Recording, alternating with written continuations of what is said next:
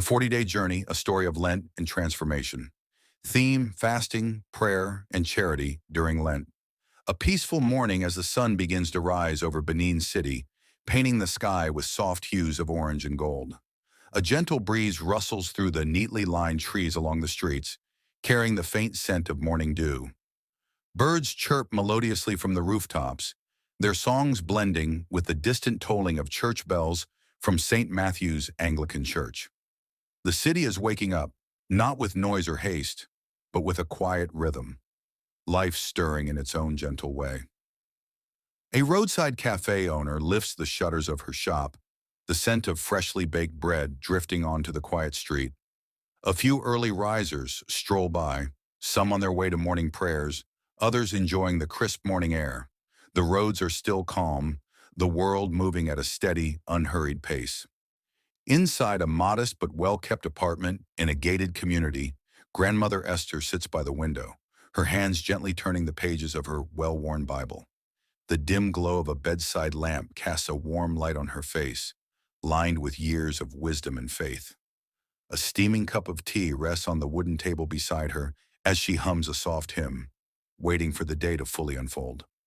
A soft knock on the door interrupts her moment of quiet. The door creaks open, and David Osagi, her 32-year-old grandson, steps inside dressed in casual clothes. He stretches and yawns, rubbing his eyes as if still shaking off sleep. Grandmother Esther, smiling knowingly. "David, my son, you're just in time. Have a seat." David, plopping into a chair, sighing. "Good morning, Grandma. You're up so early." Grandmother Esther, pouring him a cup of tea. "The Lord wakes those who seek him, my child. Today is Ash Wednesday. Do you know what that means?" David, stretching, rubbing his temples. "Lent is starting. Fasting, prayers, church programs. Grandma, I don't know if I have the strength for all that this year." She chuckles softly, placing a gentle hand on his. Grandmother Esther. "Ah, my dear, Lent is not about strength. It is about faith. Even Jesus fasted for 40 days, and he was not just a man, but the Son of God. Do you not think he felt hunger, pain, and temptation?" David stirs his tea, thoughtful. He glances at his grandmother's Bible, where she has marked passages about fasting and sacrifice. David. "But Grandma, I have work, responsibilities. Fasting feels like an inconvenience. What difference does it really make?" Grandmother Esther, smiling gently. "Fasting is not an inconvenience, my son. It is an invitation to draw closer to God, to silence the noise of the world, and to hear his voice. It is not just about giving up food, but about gaining discipline, prayer, and love for others. Tell me, David, when was the last time you truly felt at peace?" David remains silent. He doesn't have an answer. He looks outside the window, watching as the soft morning light spreads across the city, illuminating the still quiet streets. A sense of longing flickers in his eyes, perhaps for something deeper, something beyond the routine of his daily life. His grandmother watches him with knowing eyes. She doesn't force an answer. Instead, she lets the silence settle between them, allowing the weight of her words to sink in. Grandmother Esther, smiling warmly. "Think about it, my child. Lent is not about losing something. It's about gaining something far greater.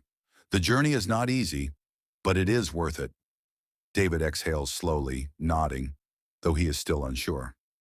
Outside, the soft chimes of the church bells ring again, marking the beginning of something new. The Lenten journey has begun. Later that morning, David leaves his grandmother's house and drives through the slowly waking city. The sun is higher now, casting long shadows from the tall buildings onto the streets below. Pedestrians walk leisurely along the sidewalks, while cafes begin to fill up with customers. The scent of brewing coffee and fresh pastries wafts through the air as workers, students, and business owners prepare for the day ahead. David parks his car in front of his office building, a sleek, glass-fronted high-rise in the heart of the city. He takes a deep breath before stepping out, still replaying his grandmother's words in his mind. Fasting, discipline, prayer, peace. Did he really need all that? Life was hard enough as it was. Inside, the office is already bustling with activity. His colleagues are gathered around the break room, chatting and sipping their morning coffee. Samson, his closest work friend, waves him over, grinning mischievously. Samson, grinning. David, my guy, you look like someone who needs strong coffee. Join us before the day starts. David, shaking his head, hesitating. I think I'll pass for now. Samson, raising an eyebrow. Wait, don't tell me. You're fasting? My guy, you need energy to survive this job. Hunger won't help you analyze those financial reports. The group chuckles and David smiles faintly, but he doesn't respond. Please subscribe for more gospel tales like share and turn on your notification bells. The hunger struggle begins. By noon, the office hums with activity. Phones ring, keyboards clatter, and printers whir. David glances at his screen, trying to focus on his work, but his stomach growls loudly. A message pops up on his work chat. It's Samson again. Samson, text message. Bro, we're ordering from that new Jollof rice spot. You sure you don't want some? David hesitates. The thought of steaming, well-spiced Jollof rice makes his resolve waver. But then he remembers his grandmother's words. Fasting is about discipline. He takes a deep breath and types back. David, replying, Nah, I'm good, thanks. Samson sends a laughing emoji, and a moment later the smell of food fills the office. David clenches his fists. This was harder than he thought. A temptation at the cafe. After work, David decides to stop by a quiet cafe near his apartment to get some work done. The city lights flicker to life as the evening sets in. The cafe is warm and inviting, filled with soft music and the hum of conversation. As he walks in, the barista greets him with a smile. Barista, good evening, sir. Your usual cappuccino. David pauses. He almost says yes, almost, but he shakes his head. David, just water, please. The barista blinks in surprise but nods. As David finds a seat, he feels proud of himself. Maybe he could do this. Maybe his grandmother was right. The challenge deepens, an unexpected encounter. A few days into his fast, David is beginning to adjust. He still feels hunger, but he finds himself praying more, reflecting more. One evening, he walks past Oba Market, the busiest market in the city, on his way home. Vendors call out to customers, selling everything from fruits to electronics. As he moves through the crowd, he notices an old woman, Mama Eve, sitting at the edge of the street with a small tray of oranges in front of her. Her wrinkled hands adjust the fruits as she calls out softly to passers-by, but few stop. Something about her reminds him of his grandmother. He pauses, then steps forward. David. Mama, how much for the oranges?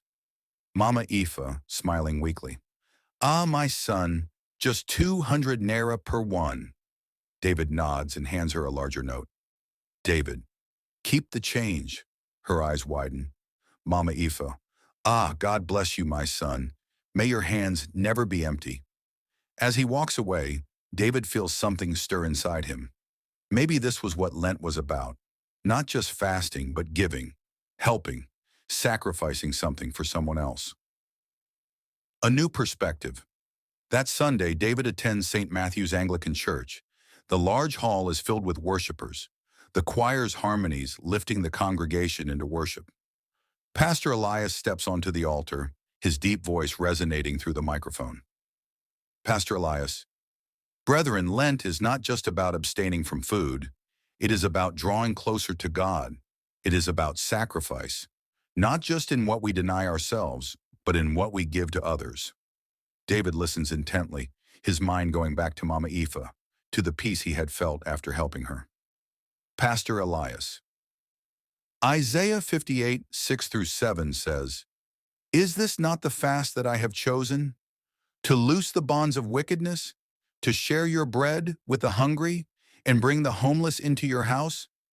My brethren, fasting is incomplete without charity.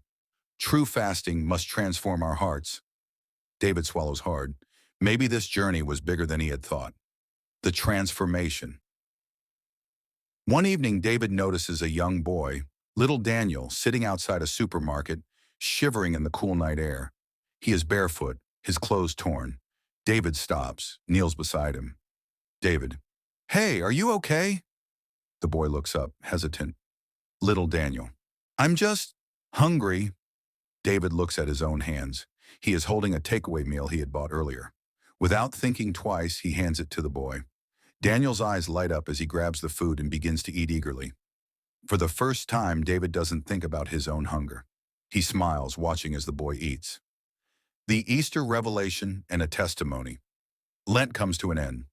On Easter Sunday, David stands in St. Matthew's Anglican Church, listening as the congregation rejoices in the resurrection of Christ.